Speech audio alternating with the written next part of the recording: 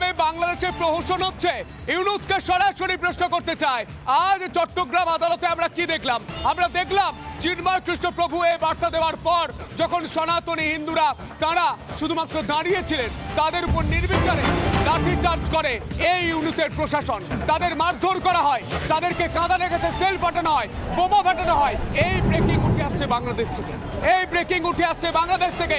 দেখুন এই ছবিগুলো গোটা বিশ্বের সনাতনী হিন্দুরা দেখুন যেভাবে বাংলাদেশে হিন্দু নিধন হচ্ছে, খুন করা হচ্ছে। এই ছবিগুলো তারই এক্সাম্পল, তারই উদাহরণ। গোটা বাংলার মানুষ, বর্ধমানের মানুষ, বাঁকুড়ার মানুষ, পুরুলিয়ার মানুষ, শিলিগুড়ির মানুষ এই ছবিটারই পাবলিক বাংলায় দেখছে। এই মুহূর্তে ফুল অ্যাম্বিয়েন্সে আমরা শোনানোর চেষ্টা করবো সেই মুহূর্তে কি কথা হয়েছে, কি বলেছেন, কি চিৎকার করেছেন, কি কথা উঠে এসেছে শোনার চেষ্টা।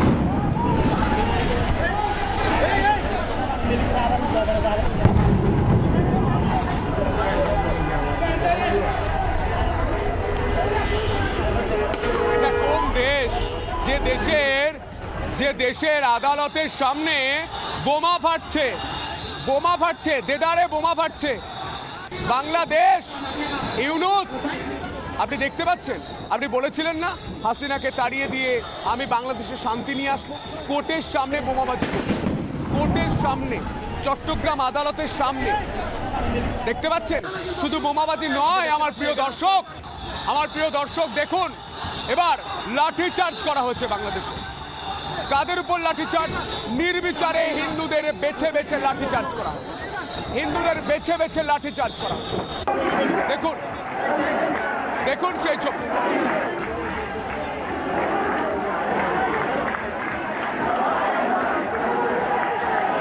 এই মুহূর্তে সেই ছবি আমি দেখানোর চেষ্টা করব। বেছে বেছে হিন্দুদের উপর লাঠিচার্জ করা হচ্ছে, সেই ছবিটা দেখুন আমার প্রিয় দর্শক। এই মুহূর্তে সেই ছবি দেখতে পাচ্ছেন। দেখুন বেছে বেছে হিন্দুদের উপর মারধর করা হচ্ছে। যারা হিন্দু সনাতনী আজ চিন্ময় কৃষ্ণপ্রভুর সঙ্গে কথা বলতে এসেছিলেন, দেখতে এসেছিলেন, তাদের প্রভুকে গ্রেপ্তার করা হয়েছে। কেন করা হচ্ছে? জামিন পেয়েছে কিনা? এই কারণেই শুধু মারধর করা হবে? এটা কোন সরকার? বাংলাদেশ সরকার, ইউনূস সরকার। দেখতে পাচ্ছেন আপনি ছবিটা, দেখুন ফুল অ্যাম্বিয়েন্সে দেখুন।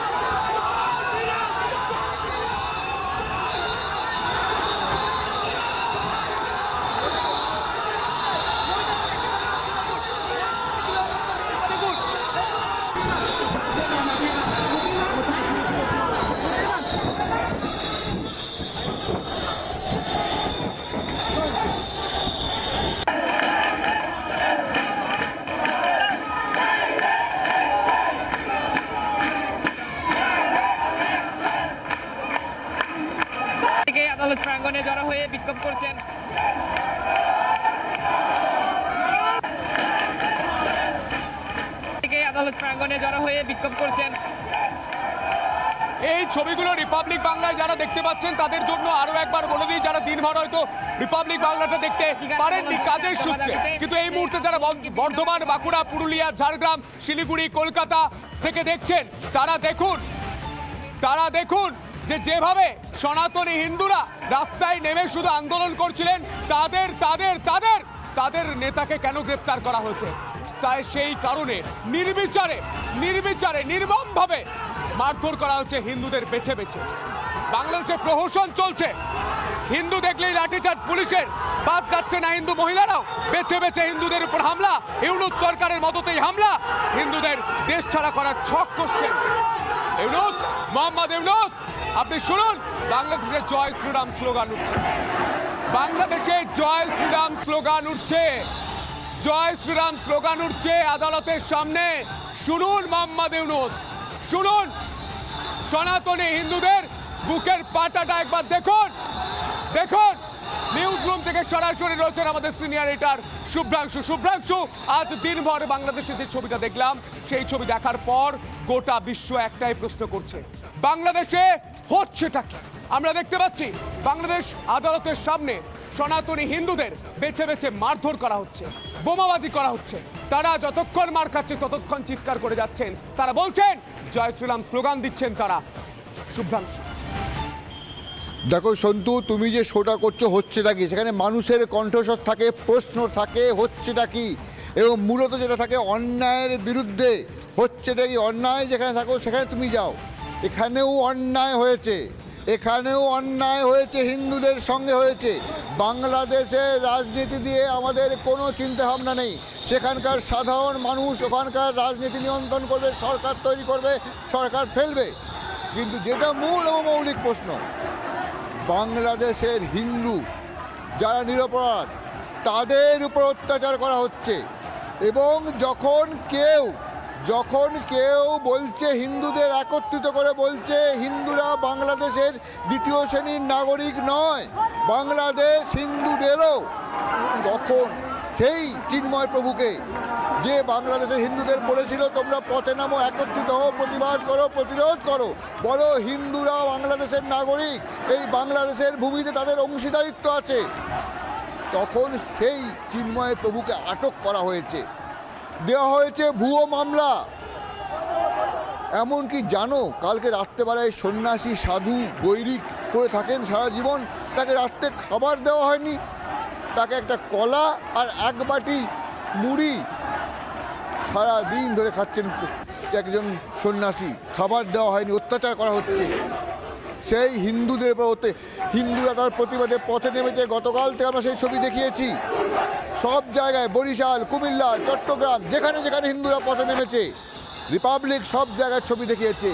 হিন্দুরা মানতে পারছে না, কারণ হিন্দুদের গলায় বাংলাদেশের যে অত্যাচার, ওখানকার যে সংখ্যাগুরু মুসলিমরা যেভাবে ওখানকার হিন্দুদের উপর অত্যাচার করছে, কথা বললে হিন্দুদের জমি কেড়ে নিয়েছে, হিন্দুদের বাড়ি কেড়ে নিয়েছে, হিন্দুরা ভয় পাচ্ছে। কথা বললে কি বলছে, বাংলা ছেড়ে পালা, বলছেন জবাই করব ধরে ধরে এনে।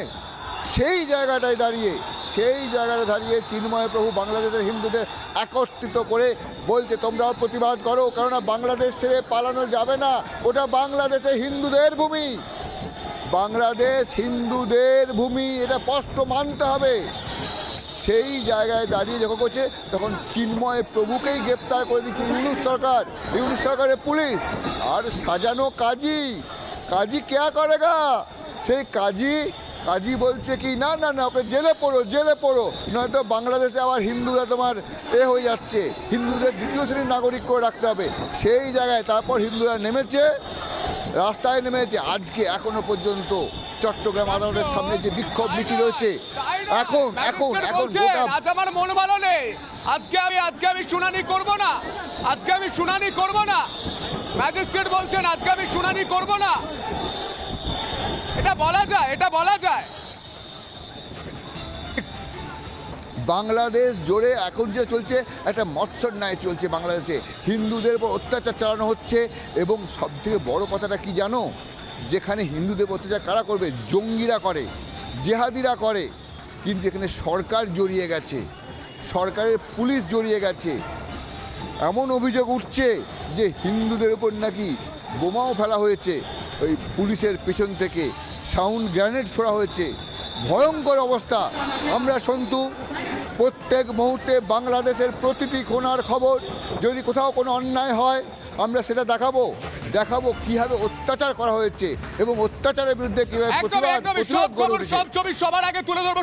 নানা ধরনের কন্টেন্ট দেখার জন্য লাইক করুন, শেয়ার করুন আমাদের ফেসবুক পেজ, সাবস্ক্রাইব করুন আমাদের ইউটিউব চ্যানেল। পাশাপাশি অন্যান্য ব্রেকিং নিউজের জন্য অবশ্যই চোখ রাখুন রিপাবলিক বাংলায়।